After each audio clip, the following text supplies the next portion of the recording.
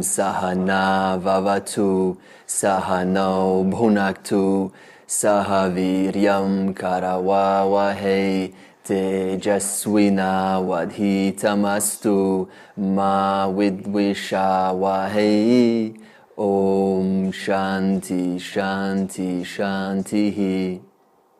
All right, so from last week, if you're here and been following the last week, that's a benefit because this is a continuation on the two major teachings, which is the 5 layers, like clothings, which cover Atman. Atman, synonymous word with Brahman, synonymous with consciousness, awareness, existence, self. These are all synonymous words, just so we're not asking what does Atman mean. And just like every layer of clothing covers your body right now, and it becomes harder to come closer to the body, because let's say it's very cold and we've got 5 layers of clothing. So it's much harder for the wind to penetrate the body. Similarly, Atman, being the innermost in the circle of the 5 sheets, it becomes very hard to recognize it because it is so seemingly covered by these 5 koshas. And we said last week 2 major parts of this teaching as a revision from the 5 koshas is that these 5 koshas are, as I said, they're like clothing, but they are of matter. They belong to mithya, just to be clear on that. They belong to a different order of the one same reality. And they are covering Atman, they're covering you, consciousness. Now, when we say here that the material layers, that is the 5 koshas, are made of matter, and then there's a word here, insentient. Now, the problem with this statement is there's a tendency to believe that when we say insentient, that it's not alive. In actuality, there is no such thing as insentience. Because if you think about reality, which is one whole, that means consciousness pervades the entire, there is nothing but consciousness. And consciousness is that conscious principle. Now, if consciousness pervades everything, then how can you say that something is insentient? Think about it. See, how can you separate the jumper from the wool? The wool being the example of Atman, and the jumper, the form, the label, being an example of one of the layers. How can you separate the wool from the jumper? Can you? Impossible. So in other words, so you can't say that the jumper is insentient, can you? Because the jumper is pervaded by the wool. Similarly, you cannot say that a rock, I know it does seem insentient, but you cannot say that a rock or an element on the periodic table of elements is insentient just because it doesn't move. It doesn't move simply because the mechanism of its structure isn't one that comprises of the gross body, the subtle body, and the causal body. So it doesn't move. So it looks like it's insentient. And yet, it is still pervaded by consciousness, or satyam, which pervades mithya. Mithya means changing, satya means unchanging. Okay, satya means unchanging, mithya means changing. All right. So, as it says here, Atman, that is consciousness, pervading these 5 koshas, gives them sentiency.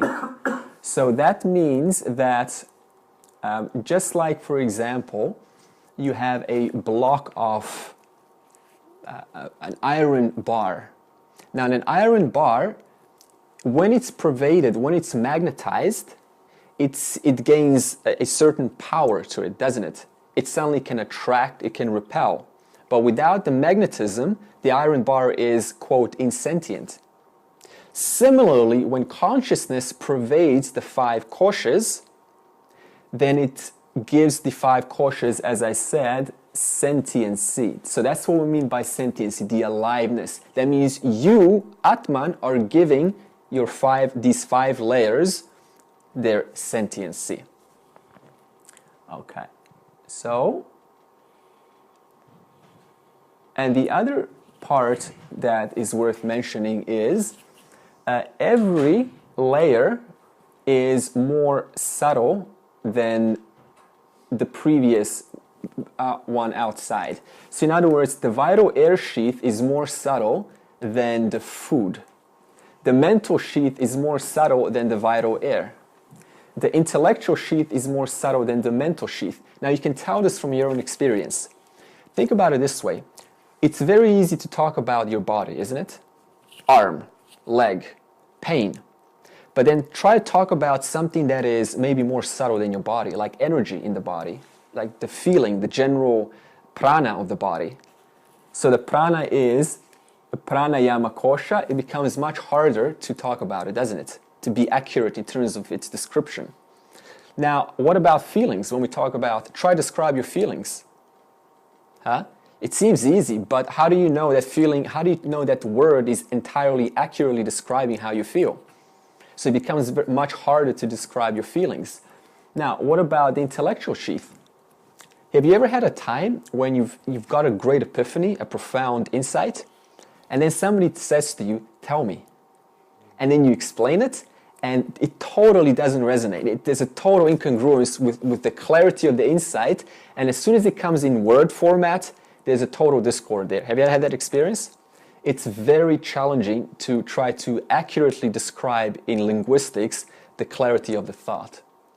So that means the more we go inwards, the harder it becomes to describe it, or let alone to recognize it, to acknowledge it. Furthermore, the bliss sheath becomes even more challenging. As we said last week, it's only available to us in deep sleep. Or, not only in deep sleep, but whenever you feel joy. Did you ever know those moments where there is a total suspension of the mind and intellect?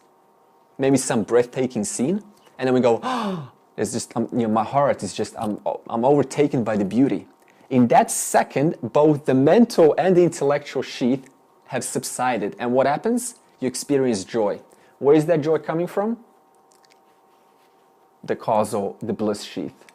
So that's why some of us get addicted to meditation, because in meditation we suspend temporarily these intellectual and mental sheaths, the Vijnana Maya and Manomaya Kosha. And so there's a joy, quote, the joy of being. And so one mistakes that joy of being as myself. But all that joy of being is just the causal body, the bliss sheath. All right? So that was the summary of the 5 sheets. Let me see if we got everything. Okay, and comprehend. Okay, and then one more fact about the bliss sheath is, as we said, the bliss sheath here, the vasanas, this is the bliss sheath between these two lines. The vasanas, they grossify, that means the final product, the final expression through your body. What that means, it went through these 4 previous koshas. That means you went through the vasana, you went through the intellectual, went through the mind, and finally it goes through the vital, and then finally you have a final expression in terms of how you act. So that means your behavior and your personality is nothing but a direct correlation of your tendencies, vasana or / samskara. They're synonymous words. I'm going to interchange between the two. Okay, for example, I'm just going to create like a metaphor. Imagine a gramophone. Now, the disc on the gramophone would be the world, experiences of the world. And the head would be like your organs of knowledge, your organs of perception, your eyes, your ears. In other words, the head is receiving data from the world. The head is receiving data from the disc. Now imagine inside the gramophone there's 3 chips. And the first chip is called the mind. The second chip is called the intellect. And the third chip is called the memory. So that means now that data from the world, from the disk, has to go through these 3 chips, right? And then the final output, once it goes through the mind, the feelings, the thought, that is discrimination of the experience, and the memory, that is to remember if this is valid or not, and it finally goes through the through the big speaker. That's the final output. In other words, it goes through your organs of action. Your hands, your sex organs, you're never not acting with any of the not one of these organs, are you? You're always acting with your hands. You're always acting with your feet. You're always acting with the sex organs. There's always some action with these organs. Similarly, that gramophone would be the final output, which came through these 3 chips, which we will discuss more as we go a little bit further. All right, so now, as I said, last week we discussed about the 5 koshas, the 5 layers. Now, we're going to discuss a similar teaching, which simply looks at it from another angle. And that is to look at it from the angle of the 3 bodies: the gross body, the subtle body, and the causal body. So, gross body, repeat. Gross body, subtle body, and causal body. Okay, that's what we're going to now discuss. So now let's talk about the 3 bodies. The gross body, which is equivalent to what? The Annamaya kosha, right? The physical sheath, the food sheath. All right, so now we call it the gross body. We're talking about the gross body now. We call that a Atman, or you could call it like the edges of a shelf. And the different shelves are like your mind, your intellect, and all of the other organs. But the actual container, which contains all of that, is like the physical body. That's another way to look at it. It includes your 5 organs of perception, which is the eyes, ears, nose, tongue, and skin. In other words, the 5 organs of perception are used to receive data from the world. Very simple understanding there. Right now, you're using your ears. If we go deaf, then you'll just hear obviously the mouth moving, but there'll be a problem receiving the perception through the ears. Now, it also includes the organs of action. Here we have the organs of action, which are generally your hands, legs, speech, genitals, anus. In other words, as I said with the gramophone, when the head reads the data, the world, that we have to now do something with that data. It has to output it. It has to transact with the world. In order to transact with the world, you have 5 organs of action, which are what we just discussed.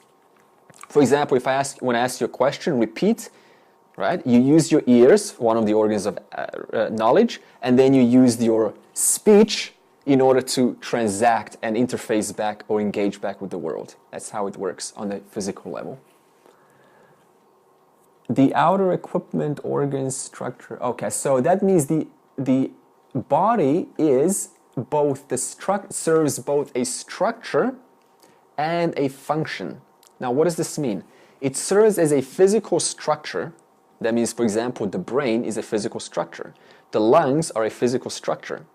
But it also helps to serve the function. For example, the lungs, which are physical body, the gross body, helps to serve the function of the pranamaya kosha, the respiration. The brain, physical structure, helps to serve the function of the entire subtle body. Without the brain, you can't say there's a mind there, is it? So the mind needs some kind of a structure to operate through. So that's why we say it's a structure and a function. Now, when consciousness is completely identified or mainly identified with the gross body, as it is right now, we call that waker. Are you awake right now? That is because, yeah, hopefully, that's because when Ishvara generates a waking jiva, because consciousness is everywhere, there's no place where consciousness is not. As soon as you add a physical body, quote, in consciousness, even though it's not really in, but I'm going to say in just for a lack of for understanding, when you add a physical body, since consciousness is always pervading the entire everything, then and consciousness through the physical body identifies itself as a waker.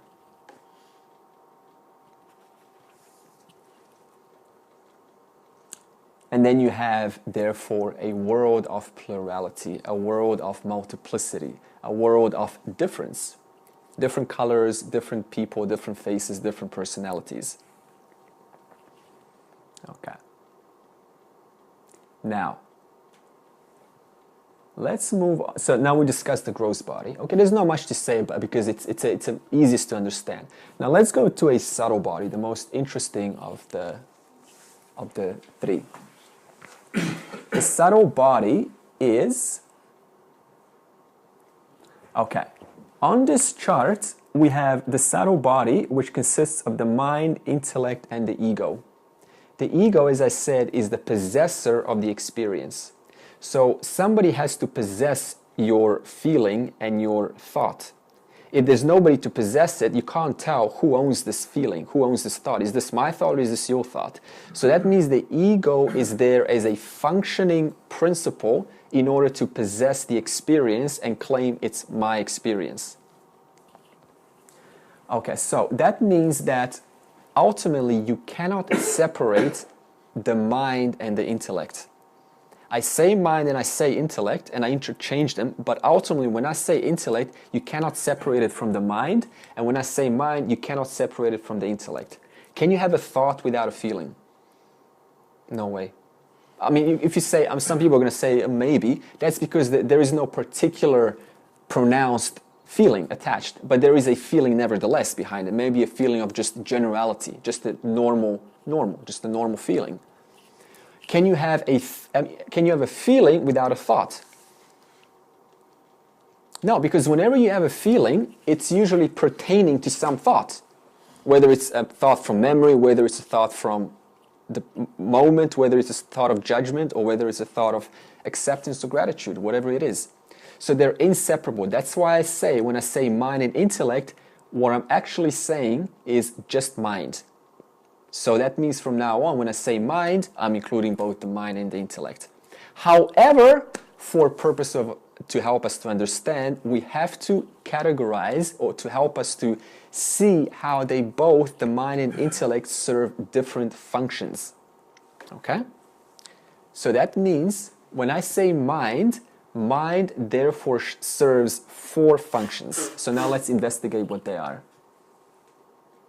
And before I do, just to make this clear, when I say mind, or any of these we're going to talk about, these are not organs. So when I say intellect, there is no organ of intellect. When I say memory, there is no organ of memory. These are just functions operating through, as we said, your gross body in the form of a brain. Okay.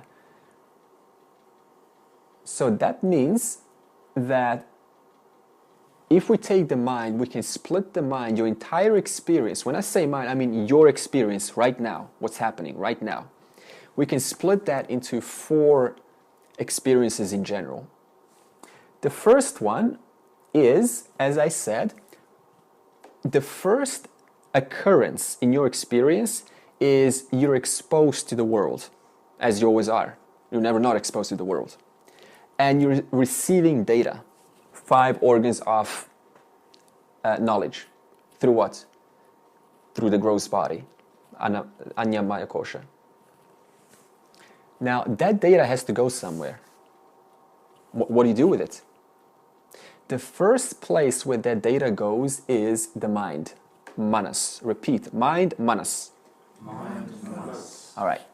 So that means now we have the world stimulus enters through the organs of perception, and it enters the mind as a doubt.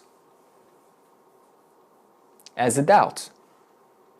Is doubt familiar? Yeah. That's the process of the mind. It's a survival mechanism. If you don't doubt, then I have no problem. You're putting my finger in a plug, for example. I have no doubt. So so that means that doubt is just their protective mechanism to question the world.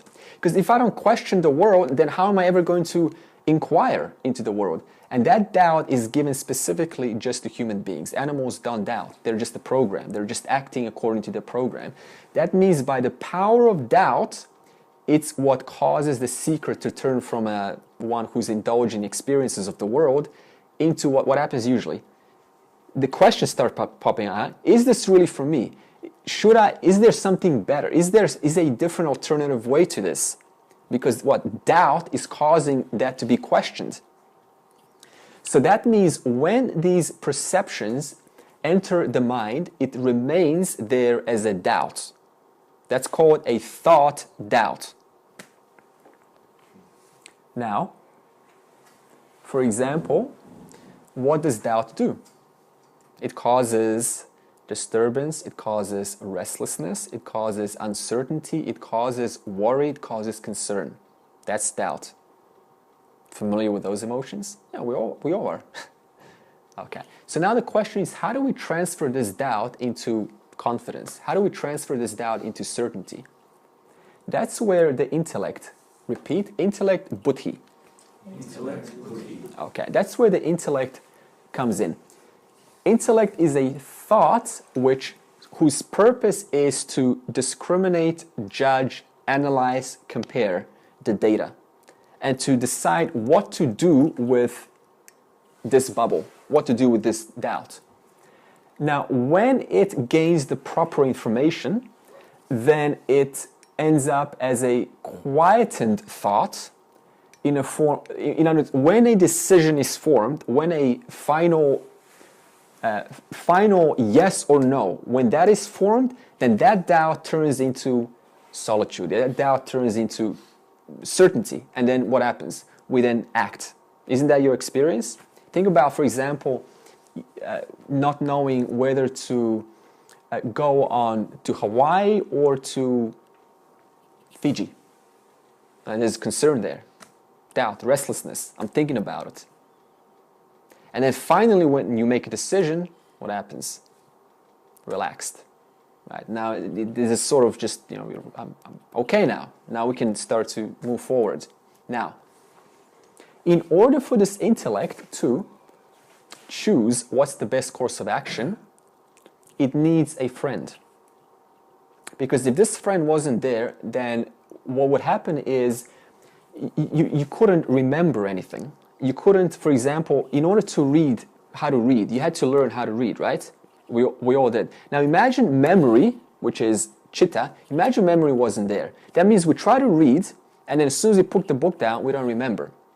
Or, for example, imagine memory wasn't there, and let's say I put my hand on a hot stove before, and the memory wasn't there. That means it's another mechanism to help us operate in the world. So that means when intellect chooses or decides what course of action to apply, that is decision, it consults its friend memory, repeat, memory chitta. Good.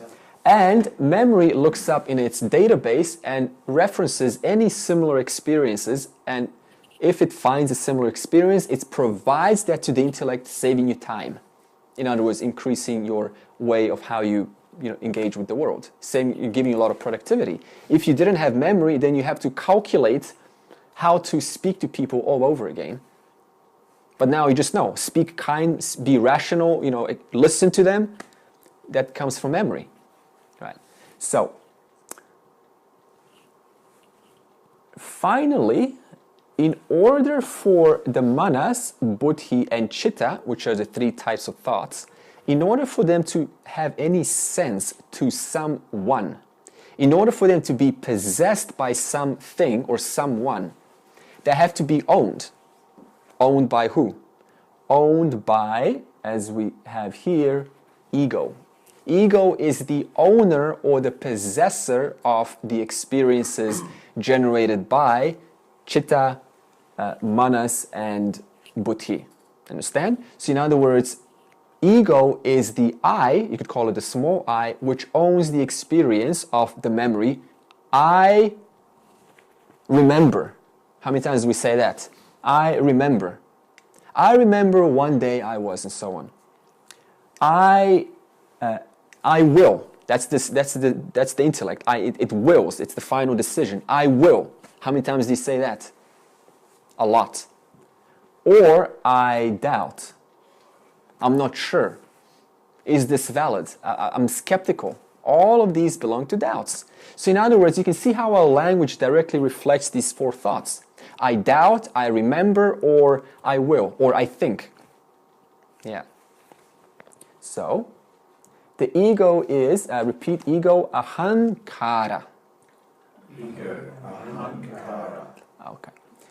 Ego is a single individual who owns the experiences of one, that is the mind, the intellect, and the memory, which the three of them are made up of thoughts, and it's the I or mind, the possessor of those thoughts. Just a revision, which is why the picture is there. Okay, now let's talk about how does this relate to consciousness.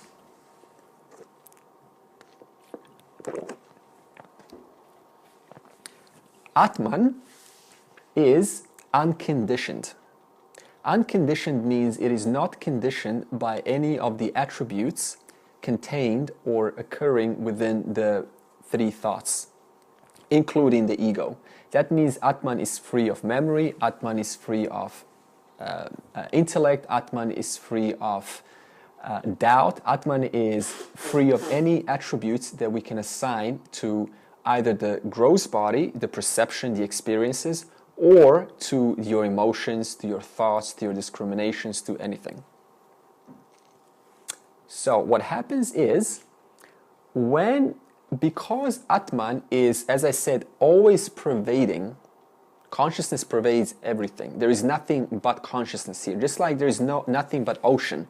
There is nothing but water appearing as different experiences, as different waves. Because water or consciousness pervades everything, when you add a mind, intellect, memory, and you add a gross body, because consciousness is always pervading, suddenly consciousness, Atman, is now aware of itself operating through that body, mind, intellect. Understand? So that means consciousness, you're always free, you're always here, consciousness is everywhere. As soon as you add just one single body, mind, intellect complex, suddenly consciousness is now aware of itself through operating through that body-mind complex. That means there's one consciousness here. One consciousness. That consciousness is when you say I. When you add this body, Andre, that same I is now experiencing itself through this body-mind complex. When you add Angus' body, then consciousness, that same I, is experiencing itself through Angus' body. When you add John's body, which consists of the 5 sheaths or the 3 bodies, then that same consciousness I, which is applicable and the same for all, is experiencing itself through John's body. So now what is the problem with this confusion? The problem comes when we confuse this experience, this equipment, experiencing this, having this experience, and we say it's my experience. When in reality, as I just said, consciousness is always pervading, and that consciousness is always free. But, and consciousness is experiencing what? Itself. Are you never not experiencing yourself? When are you not experiencing yourself? Yeah.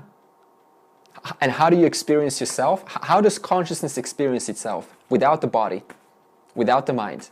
That's a question. What's the quote experience of consciousness without the body and the mind?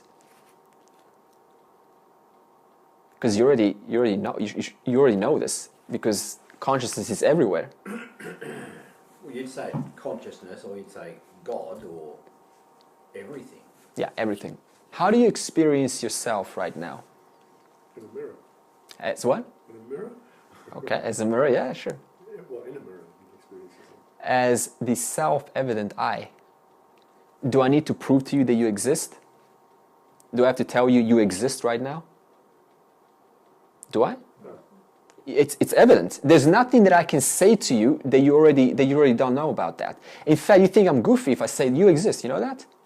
In other words, you know something much better than anyone else, your existence. So the question is, how does consciousness experience itself? As the self-evident I. Are you experiencing are you alive right now? Thought. Okay, thought superimposed on the I, but is there awareness of the thought? I mean, you just said thought, right? But how are you actually able to report that to me? Could you say there's a witness watching that thought, and then therefore you reported that to me? Yeah.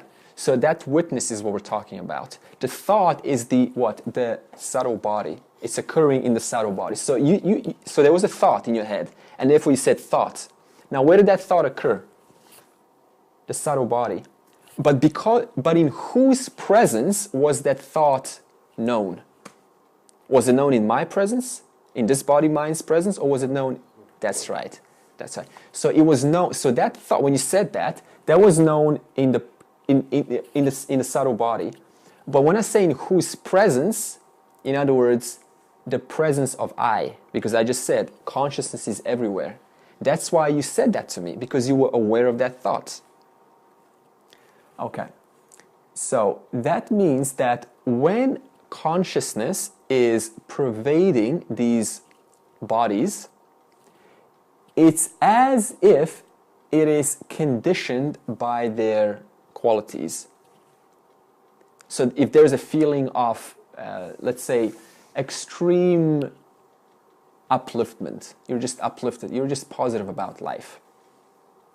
So it seems like, what do we say then? I feel uplifted, don't we? It is extreme sorrow. What do we say? I feel sorrow. So it seems as if the I, consciousness, Atman, is conditioned by these feelings, by these thoughts. But is it really? Because if it was conditioned by these thoughts, then how could you have a next moment feeling totally different? Did you ever have to see those pranks where one moment, they're totally scared and then it was just a prank, and then go from totally afraid and fearful to next moment instantly joyful and positive? Meaning what? There's a substratum. Atman was never conditioned by their fear, nor was it conditioned by their joy. That's why you're able to constantly experience different things from one moment to the next, because there's a substratum that remains unconditioned by the experience occurring in your subtle body. So it's just like, for example, if we take the sunlight and we shine the sunlight onto a wall. It appears like that sunlight's conditioned by the wall, doesn't it? It appears like the sunlight now is rough, it's got texture, it's, whatever the texture is of the wall, it seems like, from the point of view of that light, where it's actually making apparent contact with the wall, it looks like it's conditioned by the wall, doesn't it? But is it really conditioned? It appears like it's conditioned because the wall is present. It appears conditioned because the thought is present. It appears conditioned because the emotion is present. It appears conditioned because the pain or the pleasure is present. And that light is the Atman, I. So then I claims I am sorrowful, I am clear, I am not clear. Understand? So consciousness, you, Atman, are free of the experience. But because Atman is everywhere, pervading the body, whatever Atman pervades, it experiences itself through that instrument. One eye experiencing itself through 7 billion different points of views, but the same eye. So what are we trying to do here, practically speaking? How do we put this into real life? We're trying to understand what makes you as a person, so that you can then negate those attributes, you can negate those components. Because our problem is we constantly take the I for one of these emotions or one of these thoughts. In other words, or one of these memories. That's why I say I doubt, I think, I remember. That means it seems like the I is conditioned by the doubt. So I say I doubt. No, you don't. You're aware of the doubt. You're that one in whom the doubt is present. You're that presence in whom the thought is present. You're that presence in whom the memory is present. That's why you're telling me there's a doubt, there's a thought, there's a memory, and so on. All right, so now, when consciousness withdraws from the physical body, and it's identified as the subtle body, it manifests as the dreamer. And then you have what? You have a world of your own. And what does your world of your own consist of? Your own thoughts, your own life. In other words, what I say earlier on, 7 billion different bodies. Who has the same dream? Nobody. In other words, you're dreaming your world of the subtle body. That's why dreams are personal to you. That means when consciousness, when Ishvara, God, Ishvara is Mithya, John. When Ishvara generates a dreaming jiva, then Atman is identified with the dreamer. When Ishvara generates a waking jiva, Atman is identified with this world now. So that means, last week, Gareth, you brought up a good question, is that in a dream, are you aware of your physical body in a dream? No. Not good. You're aware of your dream world. But in the dream world, let's say you're one of these characters. You cannot go, oh, okay, now I am in the bed. I'm sleeping in the bed. Why? Because Ishvara generates a jiva that is entirely now identified with the dream world. So you have so there's a dualistic world of plurality, but dream. Yeah. So that means that consciousness is now it's still operating like it always does, but because it's operating mainly through the subtle body, then you have a dream. That's what's going to happen tonight. Right now, consciousness is pervading and identified through your physical body, so you say, I'm awake. Okay. Now, let's talk about the bliss sheath. All right, so now we're going to go to the next one. The causal body. The bliss sheath is your tendencies unmanifest, your samskaras which are not yet fructified.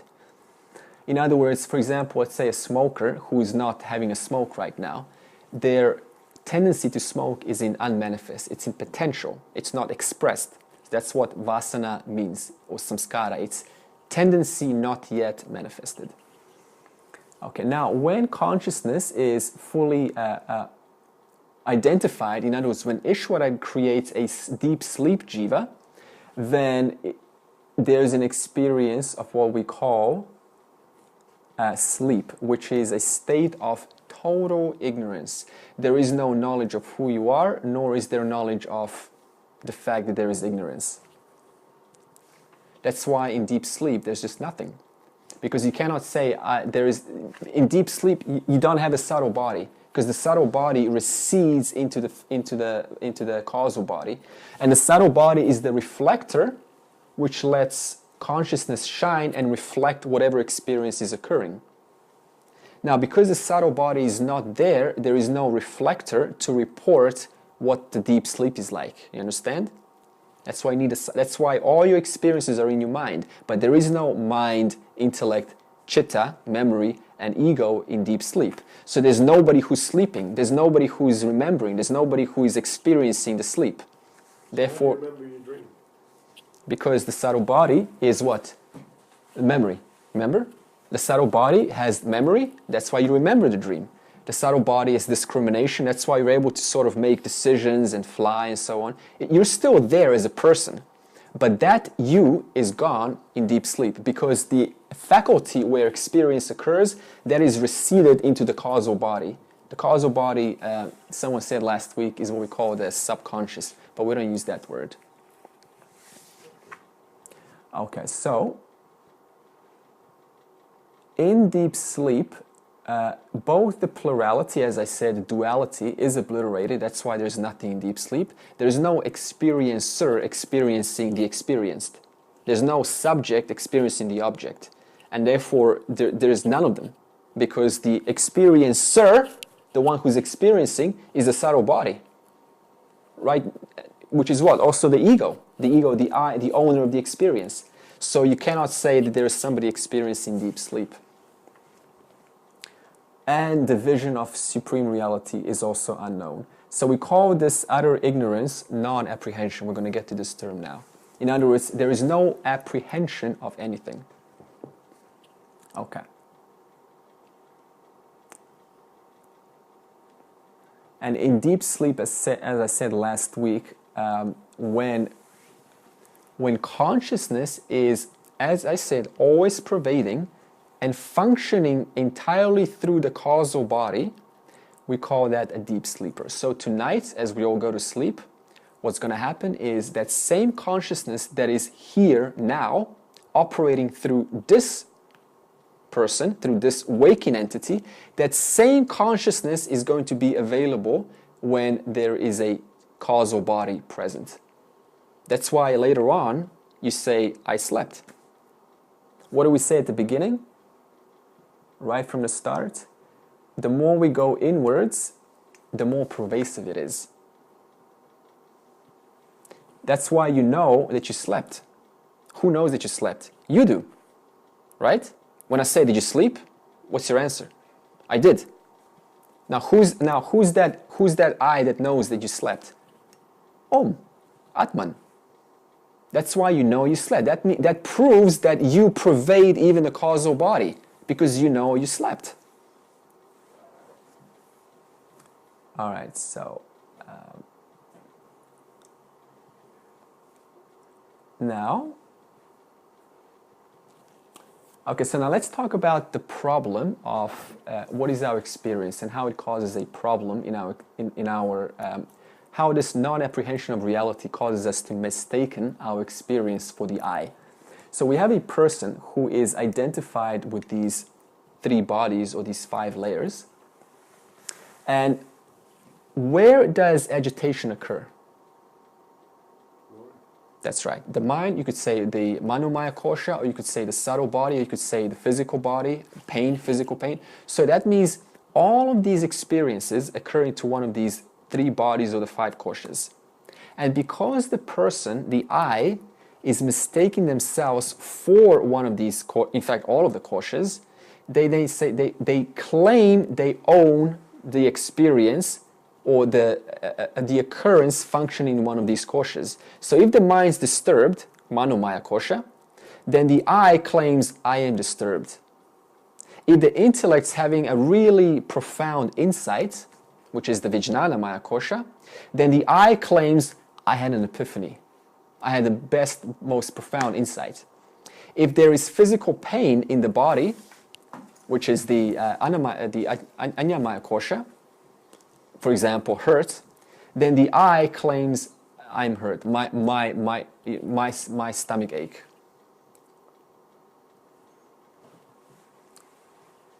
So that's the experience of the world, of everyone, of generally a person that is identified fully with their body, with their mind, and their entire experience is based on these three bodies or the five koshas. So they're constantly reporting sorrows and joys that are occurring in these three bodies. So how do we apply this in real life? We simply identify the function which are occurring in any one of these five koshas or the three bodies. For example, what's the attribute of a body? What are some of the attributes of the body? Seeing, feeling, touching, that's right. Blowing nose, whatever it is. That belongs to what? The gross body. So now what do we do with that? How do we apply this in real life, in a mundane, ordinary real life? That's the five koshas. That's a different order of reality. That's mithya. That's a dream. It's a dream. It's a character generated by Ishvara. So we say, not I. That's what moksha means. Discriminating I from not I. That's an important point. What happens if there is a thought of extreme, let's say there's a feeling of bliss. Bliss is causal body, remember? What do most of us do when we get a major epiphany? Oh my God, I've got it. I've got it. This is it. I've got it. What's that? Is that known to you? It is. That's why you're saying I got it. That's why you're reporting it. Does that belong to Atman? No. Atman is aware of that experience that you got it. So in other words, you just respectfully say, not I. Thank you, but not I. So for example, what happens in the spiritual world is someone will sit down in a Vedanta class and they'll have an experience of major clarity and they'll say, my God, I got this. And I know what's going to happen. In 3 or 4 months, they're going to come back. And you know what they're going to say? I lost it. You know why that happens? Because the getting belonged to where? The Vijnana Maya Kosha, the intellect. That's where the getting occurs. Does that belong to Atman? No. In other words, they didn't really get it. They got it in the intellect, but they didn't really get that they are that one in whose presence the getting occurred in. They are that one because of which the getting was known. So then what happens? Because they lost it, in other words, they associated the I mistakenly to the getting, which is the intellect. Because now it's gone, they say, I lost it. I lost myself again. So now they go and chase another experience, another high, to reproduce it. Why? Because they think that the experience of clarity, of insight, is insight, an experience of the I. No. That's an experience of one of the five koshas. But you're always present, alert, and aware of whatever is going on. You're always alive to yourself. You're always present. Whether you're experiencing confusion or extreme aha, you're still there because that's how you're able to say, I'm having an aha. And then the next moment you go, oh, I thought I had it, but now I don't. You're still there. That's how you're able to report these things. That one is Atman. Okay, so a human being, therefore, when we say jiva, I say jiva quite often, is referring to that person who is fully identified with these three states. That's a jiva. So once you know about this, you can't really say you're a jiva anymore. You can say you're a body-mind complex, but you can't say you're a jiva. A jiva refers to a person who is fully identified with their waking state, fully identified with their dream state, and fully identified with their, deep sleep state, not so much, but generally their waking state. So they talk about all of these experiences. Where is this occurring right now? In the waking state. This is just another experience generated by Ishvara. So that one who recognizes that it's so, that it is indeed generated by Ishvara is called a wise person. Still continues, the experience of duality still continues, but there's knowledge that it's generated, it's just a creation of Ishvara. It's just a state. Tonight, that state is going to be no more. It's going to be gone. How many states are you aware of in your life of dreaming and being awake? A lot, right? Since the beginning. A lot. How many times have you slept? A lot, right? How many times have you dreamt? How many times were you awake? What? How do you know that? How are you certain that you did? Because you were there in all of them. You pervaded every one of those states. That's why you're always able to tell me, yes, I am sleeping, I am dreaming, I am alert and aware. So Atman is that one which is always alert, present, and aware here as your what? Your self-evident existence. I. Are you alert and aware right now? That is I. That's Atman. All right, so a human being passes through these three states, the awake, the dreamer and the deep sleeper, because, as I said, consciousness identifies with one of the three bodies. The gross body equals waking, the subtle body equals dreaming, and the causal body equals deep sleep. And that's your experience every single day, is it not? Yeah, all of us. It's universal. Okay, so what's the solution? The solution is, in other words, what does this mean? The solution to disidentify from the three bodies or the five koshas. The solution is to disidentify from of you, consciousness, taking on the functions of the three states, and then believing you are whatever experience is occurring in each of those states. Now, how do you do this? You do this by analyzing, of course, that's what we're doing this, analyzing the five koshas. As I said, I gave you an example. This pain in the body, this belongs to the causal body, not I. Okay, so let's do a little metaphor of these three states. Imagine you have three roles in the world. We're going to say you're a mom at home, you're a tennis player, and you are let's say, a police officer. Now, when you're a mom, are you a police officer? That's not a good idea, right? When you're a police officer, are you a tennis player? Not at all. When you're a tennis player, are you a mom? No, you'll miss the shot if you're thinking about your kid, right?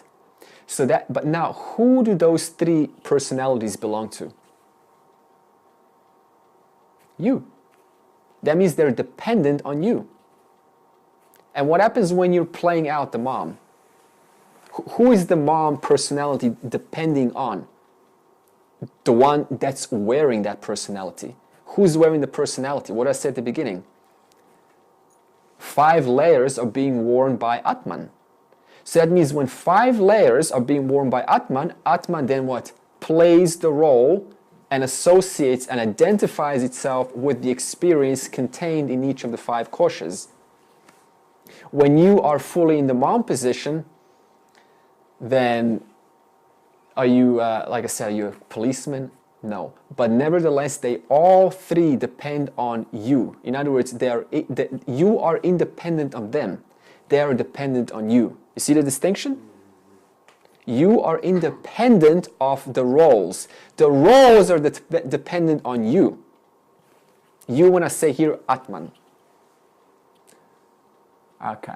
So, consciousness... Okay, so this is one little point so that means consciousness is, when consciousness mixes with matter, matter means 5 sheets or the 3 bodies in this context, then in the form of a human being, we have a fully functioning human being. And because consciousness is always pervading that, you could say then the equipment, consciousness is the equipment through which Atman functions. Right now, you're fully functional, are you not? Yeah. This body's functional, your bodies are functional, all our bodies are functional. In other words, these bodies are equipments through which the one I, Atman, is functioning through right now. And we're all having a different experience, right? Why? Because we have a different subtle body. Understand? That's why we look at the world differently. That's why one person can see the world as beautiful and the other can see the world as destructive. Same person, same structure of the mind, but what's in the content of the mind is different. Therefore, the experience is different. Okay. So the nature of consciousness is Ananda. We're going to talk about what Ananda is. This is not a right session to do that. Sat Chit Ananda. Now, because, as I said, the person is identified with these 5 koshas, or the 3 bodies, they end up procuring. Now, let's say they want to what? They want to satisfy their senses. To what realm, what sheath is the senses in? That's right, the bliss sheath, no, not the bliss sheath, the physical sheath, the food sheath. Now, the food sheath, is it not correct to say, has genuine needs for itself? Craving, right? What about the mind? Could we say, is it fair to say that the mind has a general need to feel good? Yeah. Could we say that the intellect has a genuine need to be entertained by something that's stimulating? Absolutely, no disagreement. Because the I is associated to these 5 sheets, the I ends up procuring or satisfying the physical. Procuring for or satisfying the mental and the intellectual. That's why you can have people entirely in their intellectual worlds.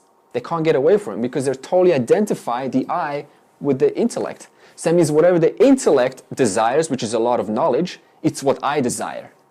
Whatever the physical body desires, which is just a lot of chocolate and strawberries and making love, that's what I want.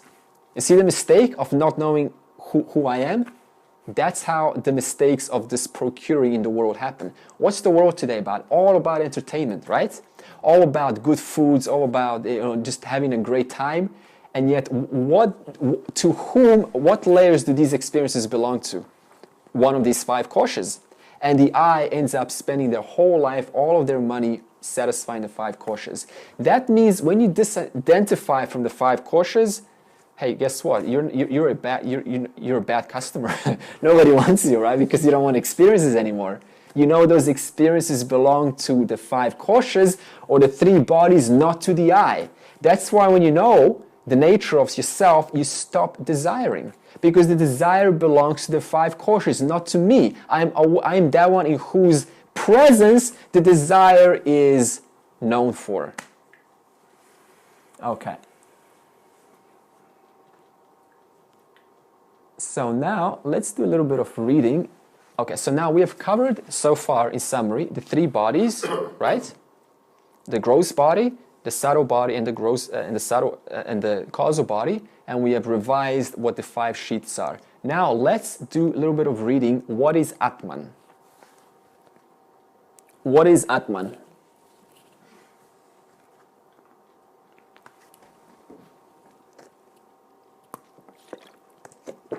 Okay, the 5 sheets, or the 5 layers of personality, that is food, vital air, mind, intellect, and bliss, are constituted of matter. Matter means Maya.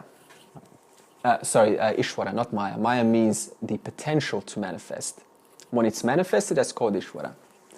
Matter by itself is inert and is sentient. Remember what I said? It's not really inert and is sentient, is it? Why? Because it's always pervaded by the sentient principle, which is Atman.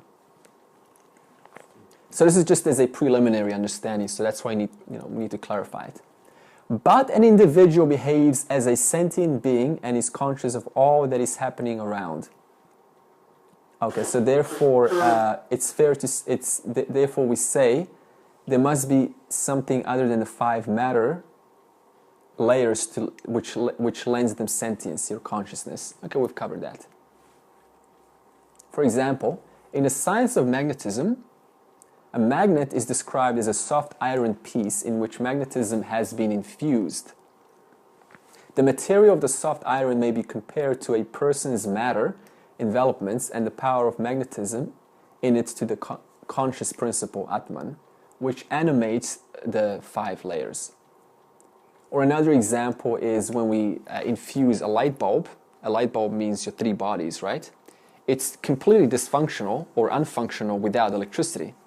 So once consciousness pervades it, then the light bulb has a useful function, and the light bulb experiences itself as the light. The human being experiences itself as Michael, John, whoever it is. You understand? So that means it's the same I operating through the body, and therefore that body has a personality, because it's a different mind and intellect. Okay, so now one example here is actually using the magnetism and the electricity. That's not a good example ultimately, because it sort of limits Atman. Atman is not a... see, Atman is everything. So it's not like Atman suddenly infuses itself into your body. Atman is just everywhere. Consciousness, there's nothing but consciousness. So we're just giving you, once again, as a sort of a, understanding, how do you separate, how do you define these 5 layers from Atman? But ultimately, everything is conscious already, because there is no place where H2O is not. In the ocean, there's only H2O. Okay, human beings unconsciously accept themselves as different from their equipments, their subtle, gross, and causal, by declaring them to be my body and my intellect. When the possessive pronoun, that is the I, obviously qualifies my body and my intellect, so there's no sense to say that I am that body, because I'm qualifying that body, I'm qualifying that doubt, I'm qualifying that emotion. So how can you say then it's you? Is it how we're giving away the truth to us all the time, that we're actually not what we claim to be? Yeah, it's in our language. It's inbuilt. Okay. Atman is again indicated as a transcendental power, provides the sense organs in their capacity to perceive objects. Okay. Gives the mind the ability to feel all emotions, and lends the intellect the faculty of thinking. Now, the 3 bodies, gross, subtle, and causal, are the 3 equipments through which Atman consciousness functions. I already said that. Okay, now, here's the important point. Consciousness is also referred to as changeless substratum, upon which all of the changes are known. So, for example, let's say you and I are now inside a train, and the windows are closed. Could we tell that the train is moving? Let's say it's just a completely still train. It's a magnet train. No way. No way, right? It's only in reference to something that is unchanging, not moving, that is the outside trees. They're not moving, are they? Only then can you tell that there is movement, that there is change. If the trees outside were going at the same speed as the train, then you couldn't tell whether you're moving or not, could you? You couldn't tell there's a change in the train speed. It's only in reference to another principle which is unmoving, here, always, now, unchanging, because of which you're able to report the changes. You see the analogy there? So that means Atman is that which is unchanging. That's why you're able to always report changes, unceasingly. Why? Because you, Atman, are here, pervasive, always, here, now, unmoving, unchanging, invariable. There's no variables. Okay. Similarly, the fact that humans are connection. Okay, that's what we talked about. Summarizing the above observation. Okay, I'm going to my map here. Okay, so let's summarize. Summary of Atman. It transforms the insentient to sentient. That's what we talked about. It's the possessor of the possessed. The possessed is your 3 bodies, your 5 sheaths, your experiences. That's why you say I. It's the one that gives the ability for the body to perceive, the mind to feel, and the intellect to think. If you're in a coma, what happens then? The subtle body is not available. That means even though your body, your mind and intellect is there, because consciousness, because it's receded back into the causal body, there is no experience, there is no possible way to say, to calculate, to express, to feel. So that's why we say it gives ability for the mind and intellect to perceive, the body to perceive, the mind to feel, and the intellect to think. In other words, there has to be some conscious principle which is aware of the feelings, aware of the thoughts, and aware of the perceptions. And that conscious principle is you, I. and it identifies with the gross, subtle, and causal. Okay, now it's changeless, and everything else is, that means the functions of the 5 sheets or the 3 bodies are changing. That's why you can always report all of the changes occurring within you. As I said with the train example, that means you're unmoving. You never move a day of your life. Then why do we say, I'm going shopping? Why do we do that? You see how we superimpose one of these, the gross body, which is moving, onto Atman? You're not moving. You're completely present, alive, still. Your body is moving. So this doesn't mean to change your language, because it sounds goofy speaking like that, right? My body's now shopping.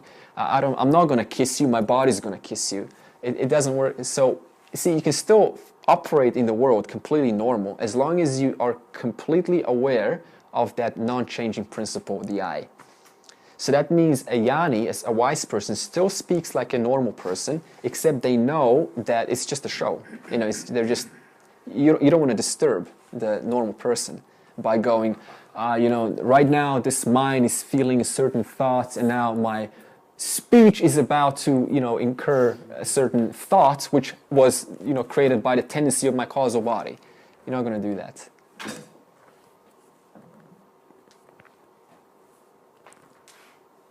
But it still can be a bit difficult because they kind of drag you, well, I shouldn't say they drag you in, but it feels like they drag you in because they want you to say, how was non-duality? And you say, I enjoyed it. And unless you are I know what's going to happen, aware of who the I is, then you're straight away getting dragged back into duality. No. After, see, there's a point where you cannot forget it anymore. There's a point where that's called knowledge, where knowledge is firm. There's a point where if you go to a club or spend 30 years in a prison completely brainwashed, there's a point where no more can you ever confuse yourself with the experience. So that's what our goal here is. We're not here to just sort of kind of get it and then go home and forget it. Yeah, that's called moksha. So no, it doesn't matter. After that point where it's so firm, there's no doubt, then you continue the world in the world like any other time, a normal person. Yeah, but silently you know the nature of, you know, the world. Okay, I want to talk about the part of projection, how we end up projecting ignorance and why.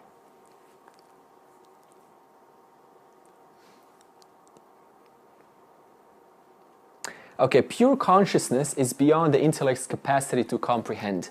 That's why you cannot think it. Why? What do we say about the 5 layers? The intellect cannot reach the subtle, and the subtle cannot reach Atman. So that means intellect cannot think Atman, because Atman pervades intellect, but intellect cannot reach Atman. You see? Okay, pure consciousness is beyond the intellect's capacity to comprehend. It is the very power in the intellect which gives it the capacity to comprehend, and therefore cannot be an active object of comprehension. You cannot think about Atman. I know what you're going to say in meditation, right? What do? There's a purpose for meditation, which we're going to get to, how to actually use this in meditation. Because usually meditation is used to think who I am. No, it doesn't work like that, because you're using the intellect. Intellect cannot reach Atman. Intellect can only conceptualize Atman, but the conceptual thought of Atman is still an object known to you, is it not? Who knows about that object, that concept of Atman? You do. That's you. It is the very power. Okay.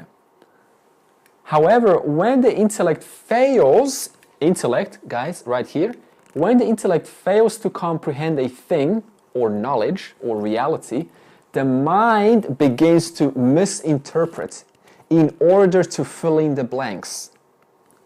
Like hypothesize, isn't it? Let me just finish this. Where was I? Okay, it begins to misinterpret. And it begins to project a false or unreal projection upon that thing which isn't understood or comprehended by the intellect. So if the intellect isn't educated about reality, what happens? The mind fills that in. By what? Its own misapprehensions. You see the order? Intellect doesn't know. Non-apprehension. Causes what? Misapprehension. You see why all the problems are happening in the world? Because the intellect is not educated as to who it is. What is reality all about? So the mind has no choice but to try to comprehend or make sense of the world, but it has nowhere to draw from.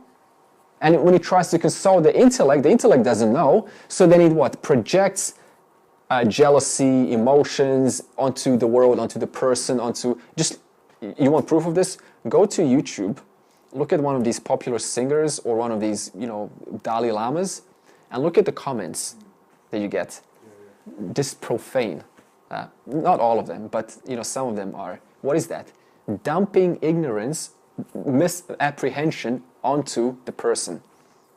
Yeah, it's ongoing because the mind's not educated. You cannot have a person who's educated speak like that. Impossible, because they understand I'm talking to myself. Everything is Atman.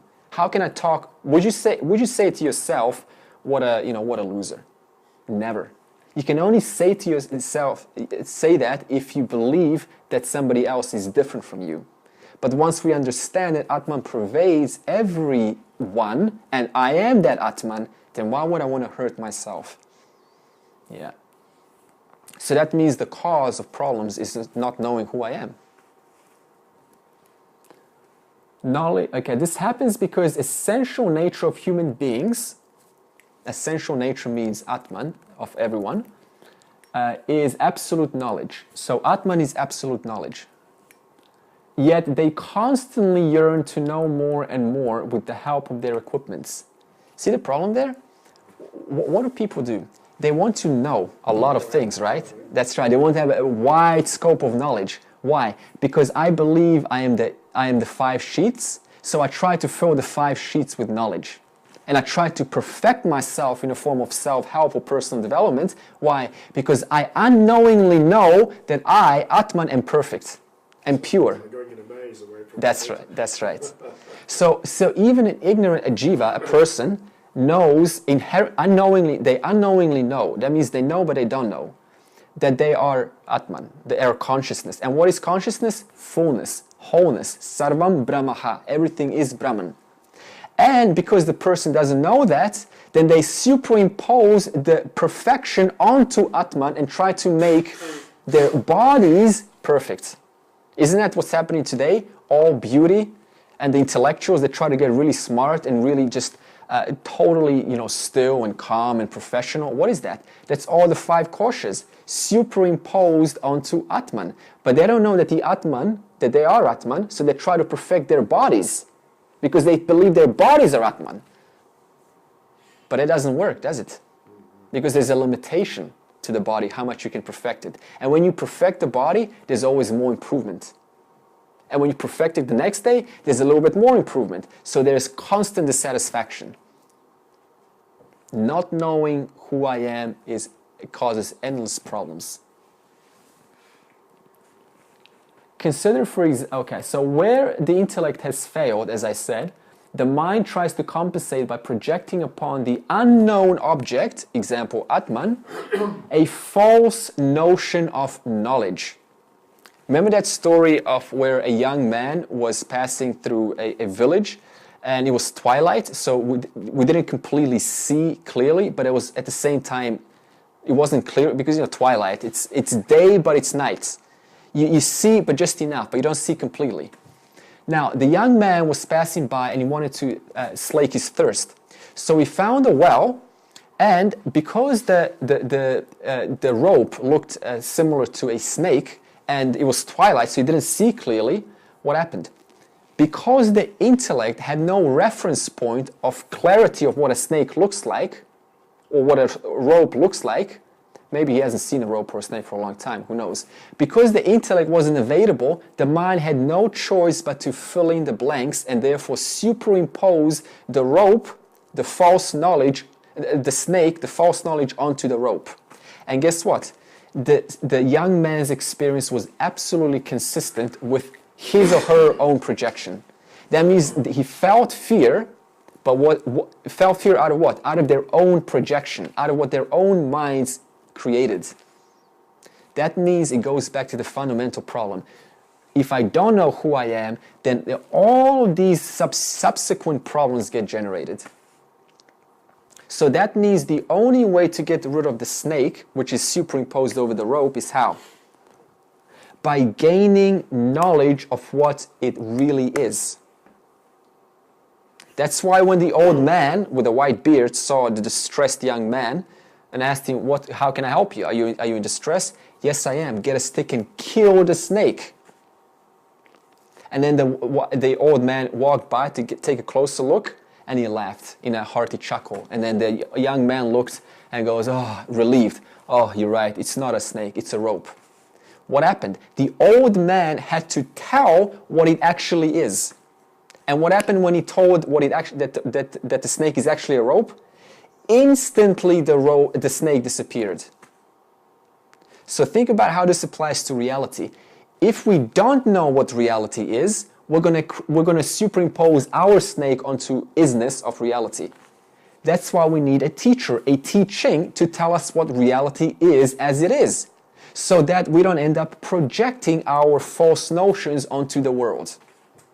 That's why we have Vedanta, the eternal text of the Upanishads, to tell us how reality actually is. Okay, so that ends up what? Removing our ignorance about the nature of reality, about myself. So therefore, consider, so that means non-apprehension. Non-apprehension means not knowing at all, no knowledge, is the root cause of all misapprehension. We just said that. Not knowing causes projection. Happens all the time in relationships. Maybe a man or a woman, they go out late, especially for young couples. One of them go out late at night, and what happens to the other? If they're, if not entirely balanced, they start to imagine ideas. They start to, because they don't know the true nature where their partner is. Non-apprehension, they end up what? Projecting, misapprehending, and then projecting that onto the partner. And then all of these relationship problems get created out of that alone. Not knowing and therefore projecting. So in other words, the misapprehension of the snake cannot be removed except by removing the non-apprehension of the rope. That is, except by gaining true knowledge of what the rope actually is. Except by gaining true knowledge of what reality actually is, in actuality. Not as I see it, but as these texts, these Rishis have observed. And it hasn't changed. Why? Because you cannot change what is. You cannot change what's already present, what's always, what's common for all of us, which is your awareness. Can you? Can you go beyond your awareness? No way. Because in order to say, yes, I can, there's something beyond awareness, you know what I'm going to ask you? How are you? Huh? Who's aware of that? That's right. In other words, you can't go out of awareness because you always need awareness for your thought, you need awareness for a doubt, you need awareness to argue me, you need awareness to say something different. You are totally, your mind, body, intellect is totally dependent on you, which is awareness. You get it? James' teacher said, he pointed up here and said, the bus stops here. The bus stops here. That's a huge relief. Because think about it, what our problem is. We always think there's something further. Yeah. See the relief? Once you know, that's it. Awareness and that I am that, Tat Twamasi, Chandogya Upanishad chapter 6, we'll get to that. Then there's a relief. My God, I can relax. So why don't we relax? Yeah, because the mind, see, from the beginning, Gareth, for example, let's say there's we go to a mama at 2 years old or 3 years old, and our tummy hurts. We go, what? Oh, mama, I am in pain. You see how we associate the I to the body? And then your mama or that daddy doesn't know any better, and they go, oh, honey, sweetheart, let me give you a prescription. In other words, they only confirm that you are indeed the body. They only confirm that you are indeed the mind when you get bad marks in the class. Oh, mama, I failed. I couldn't calculate the math equation. oh, son, then go and study more. You see how there's a confirmation of yes, you are the intellect? That's the problem of being born in a family which are not Brahmins. Yeah.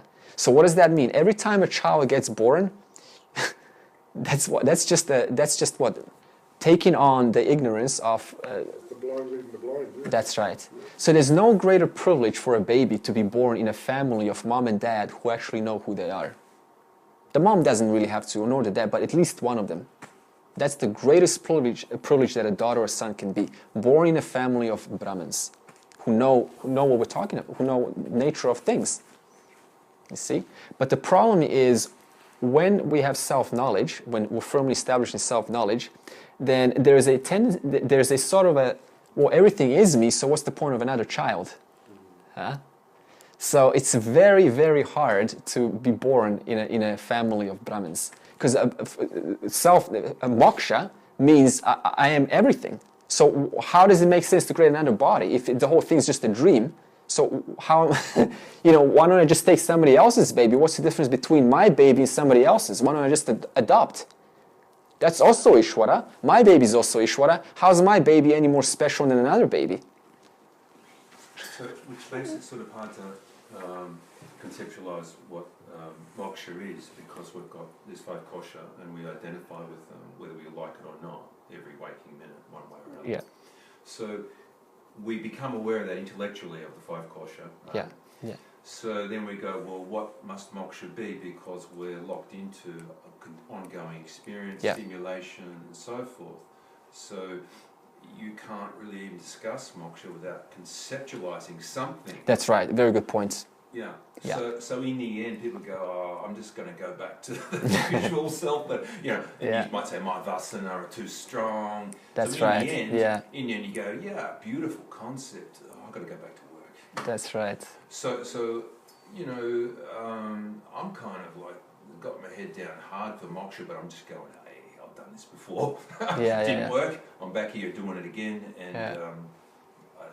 Is it worth it? Is it really worth it? I mean, this is kind of like a dialogue that's going on. Yeah. But anyway, in the end, my main point is that to grasp moksha is to grasp the ungraspable. Yeah. Yet we're in a dialogue with that, really, of aiming for that. Yeah. If you like. Yeah. So it's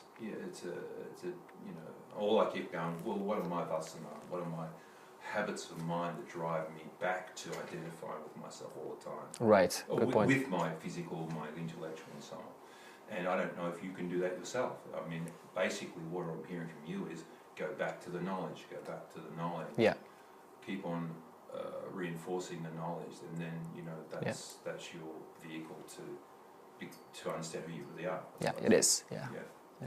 Because like I said with the snake, to remove the snake, no amount of action is going to remove the snake. No amount of meditating on the snake is going to remove the snake. No amount of taking different tools and courses on relative world, what the snake is not, is going to remove the snake. Only knowledge of what the actual substratum is going to remove. That means when the wise person came along, did the wise person take a beating out of the snake? No. He simply let know the student, the young man, what it's not. You see, so moksha is more about what it's not rather than what it is. Because, you see, you have no... This is Viveka Chudamani, verse, I think it's 101 or something, is that moksha is not about knowing who you are. Because I said at the beginning, you already know who you are in a form of self-evident I. Nobody can deny their existence right now. Can they? See, that existence is Atman. So that means you already have what you're looking for. Moksha is more about, if not 99.9% about who you are not. That is why we have such a hard time getting this. Because we've got all these ideas, and one of these ideas is about, I'm this idea. So it's holding us back from actually letting that idea go. You see, so all of this knowledge is actually just negating who you are not. That means now we know what the physical body is. We can easily negate that. You go, pain, not I. Fatigue, not I. A lot of energy, not I. Cheerfulness, not I, because that's the mind. The doubt, right? That's the mind, not I. So it's that constant negating, not out of denial. We're not denying anything here, because you see, you can't deny the jumper from the wall, can you? There's no separation between them. That's called Advaita. But preliminary at the beginning, we have to. You see, it's an order. It's literally an order how you do it. You start by separating, a lot of separation, right? And there is not I, not I, not I. And then when you're clear on who you are not, then you don't have to worry about that everything is me, because that's gonna become pretty self-evident anyway. Oh, and also I want to bring that discussion to a closure, because next week we are going to talk about what is moksha. What does a wise person know in the context of these in the context of these teachings, 5 koshas and the 3 bodies? What is moksha? And 2 mistakes that almost every, even the advanced Vedantins will make. 30, 40 years, 50, 60 years, I've seen it. They will still make one of these 2 mistakes, and it's exactly what you just said, Gareth. So we're going to address that mistake next week, because if it's not addressed, then see, Vedanta is going to become like a really good logical artificial system, a system of good logic, a system of good intellectual ideas. If that happens, it's not being used properly. So the warning sign here is that our intention is not to just kind of dump academic knowledge, like all these koshas and like, who cares? It's just to educate you who you are not, so you can actually discard the teaching. That's why Vedanta is a throwaway. At the end of the day, you throw it away. Because what's the point of knowing that I'm not the mind, that I'm not the... See, the whole point is just to be firmly established in self-knowledge without having to consciously discriminate. That's the final stage. Like a cleansing, washing off. That's right. Whereby you said also, John, where you can fully be in a nightclub, you can fully be anywhere you want, but there is no more reason to go, okay, there's a lot of input sensory data, and I'm being tempted, but I'm not that. I've got to remind myself, I'm not that. So there's a point where that completely becomes almost goofy. It's like, why would I do that? It doesn't touch me. But at the beginning, it has to be done. A lot. Consistently and perseveringly. That's the only way. Yeah. Like with anything, if you want to become really good at something, how do you do that? By just repetition, repetition, repetition. Yeah. So that means the difference between success and failure with Vedanta is those who take this and they ask, how do I apply this knowledge to my life? And actually apply it.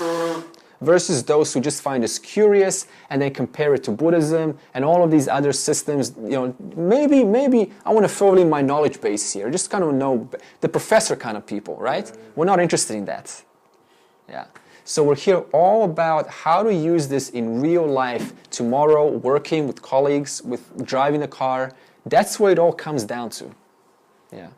So let's talk about that next week. This, but also some examples how to put this in real life practice. Okay.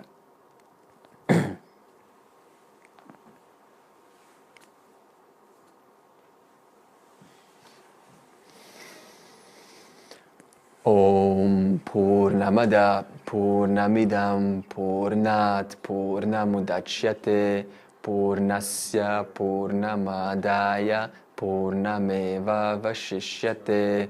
Om Shanti Shanti Shanti.